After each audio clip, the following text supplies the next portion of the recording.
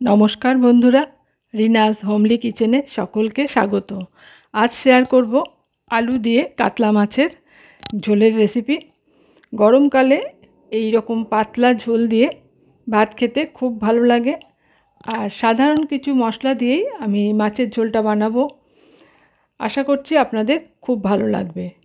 এখানে আমি 10 টুকরো মাছ নিয়েছি। মাছগুলোকে ভালো করে ধুয়ে জল ঝরিয়ে নিয়েছি। এখন দিয়ে দিলাম এর মধ্যে নুন আর হলুদ।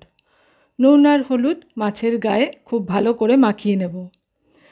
সবগুলো মাছের গায়ে নুন হলুদ মাখানো হয়ে গেলে আমি 10 থেকে 15 মিনিট রেখে দেব। এদিকে কড়াই গরম করে তার মধ্যে দিয়ে দিচ্ছি সর্ষের তেল। তেল ভালো মতো গরম হয়ে গেলে আমি মাছ ভেজে নেব।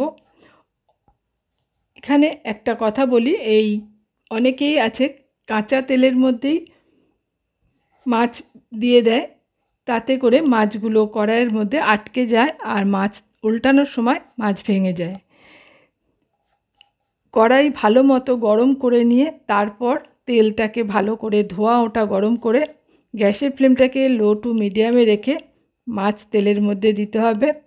তারপর কিছুক্ষণ রেখে 2 পিঠ উল্টে পাল্টে ভেজে নিতে হবে। একটা মাছও ভাঙবে না। আমি এইভাবে সবকটা মাছ ভেজে নিচ্ছি এক এক করে। এই মাছগুলো তুলে রাখলাম, বাকি যে মাছের টুকরোগুলো আছে সেগুলোকেও ভেজে নিচ্ছি। আর আমি আজকে যে মাছের ঝোলের রেসিপিটা বানাচ্ছি, আপনারা পুরো ভিডিওটা দেখবেন, আশা করছি খুব ভালো লাগবে। আর আমি মাছের এই ঝোলের জন্য একটা মশলা ব্যবহার করেছি, সেটা আমি রান্নার শেষে মশলাটা কি দিলাম সেটা দেখিয়ে দেব। এখানে ওই মাছ ভাজা তেলের মধ্যেই জিরে, একটা শুকনো লঙ্কা আর একটা তেজপাতা ফোড়ন দিয়ে ভালো করে ভেজে নিলাম। তারপর একটা বড় সাইজের আলুকে লম্বা লম্বা করে কেটে নিয়েছি। আলুটাকে ভালো করে ধুয়ে নুন আর হলুদ মাখিয়ে নিয়ে আমি তেলের মধ্যে দিয়ে ভালো করে ভেজে নিচ্ছি। আলু ভাজা হয়ে গেলে দিয়ে দিলাম 1/2 চামচ আদা কোড়ানো আর দিলাম একটা বড় সাইজের টমেটো টুকরো করে কেটে। টমেটো আর আদাটাকে একটু নাড়াচাড়া করে নেব তেলের মধ্যে। তারপর এর মধ্যে দিয়ে দেব পরিমাণ মতো নুন, দেব 1/2 চামচ হলুদের গুঁড়ো আর দেব 1/2 চামচ কাশ্মীরি লাল লঙ্কার গুঁড়ো। এবার এই মশলাগুলোকে একটু তেলের মধ্যে নাড়াচাড়া করে নেব।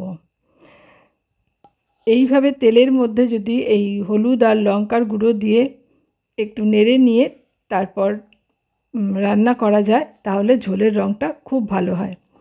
তা কিছুক্ষণ ঢাকা দিয়ে রেখেছিলাম টমেটোটা নরম হওয়ার জন্য। মিনিট খানেক পর ঢাকাটা খুলে নিয়েছি আর টমেটো নরম হয়ে গেছে। এখন একটু মশলাটাকে নাড়াচাড়া করে নিচ্ছি।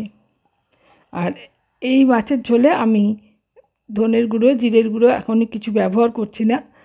এখন এর মধ্যে দিয়ে দিচ্ছি প্রায় 2 কাপ গরম জল। ঝোলটা একটু বেশিই রাখবো, তাই জলটা একটু বেশি করেই দিলাম।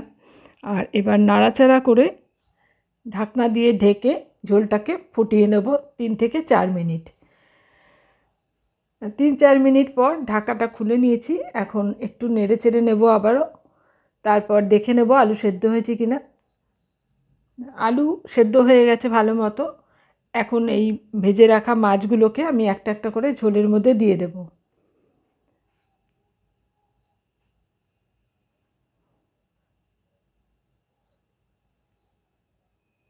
সবকটা মাছের টুকরো দিয়ে যে বাটির মধ্যে মাছ রেখেছিলাম একটু তেল ছিল, সেই তেলটা দিয়ে দিলাম আর 3টে কাঁচা লঙ্কা দিলাম। একটু নেড়ে চেড়ে মাছগুলোকে ঝোলের মধ্যে ডুবিয়ে দেব। তারপর আবারও ঢাকা দিয়ে মিনিট খানেক ফুটিয়ে নেব মাছগুলো একটু নরম হওয়ার জন্য। এখন ঢাকাটা খুলে নিয়েছি আর আমি যে গুঁড়ো মশলা বলেছিলাম ব্যবহার করব সেই গুঁড়ো মশলাটা এখন দিয়ে দিলাম। এবার একটু নাড়াচাড়া করে মশলাটাকে ঝোলের সাথে ভালো করে মিশিয়ে দেব আর গ্যাসের ফ্লেম অফ করে স্ট্যান্ডিং টাইমে রেখে দেব 5 থেকে 6 মিনিট মতো। তারপর আমি একটা পাত্রে সার্ভ করে নেব। আমার আজকের এই মাছের ঝোলের রেসিপি কেমন লাগলো কমেন্টসে জানাবেন। ভালো লাগলে লাইক আর বেশি করে শেয়ার করে দেবেন। চ্যানেল সাবস্ক্রাইব করা না থাকলে চ্যানেলটা সাবস্ক্রাইব করে পাশে থাকা অল বাটনটা প্রেস করে রাখবেন। পরবর্তী ভিডিওর নোটিফিকেশন আপনার কাছে পৌঁছে যাবে। সমস্ত মাছ আমি একটা পাত্রে তুলে নিলাম, আর আমি যে মশলাটা ব্যবহার করেছি সেইটা এখন আপনাদের দেখিয়ে দিচ্ছি। 1 চামচ জিরে, আর দিয়েছি 2 ছোট এলাচ আর 2 টুকরো দারচিনি। শুকনো খোলায় খুব ভালো করে ভেজে নিয়ে তারপর ঠান্ডা করে মশলাটাকে গুঁড়ো করে নিয়েছি। এইভাবে গুঁড়ো করে মশলা মাছ কিংবা মাংস যে কোনো রান্নার শেষে দিলে পরে খেতে খুব ভালো লাগে। আপনারাও একবার এইভাবে বানিয়ে দেখবেন, আশা করছি আপনাদেরও খুব ভালো লাগবে। আজ এখানে শেষ করছি, আবারও চলে আসবো অন্য কোনো রেসিপি নিয়ে।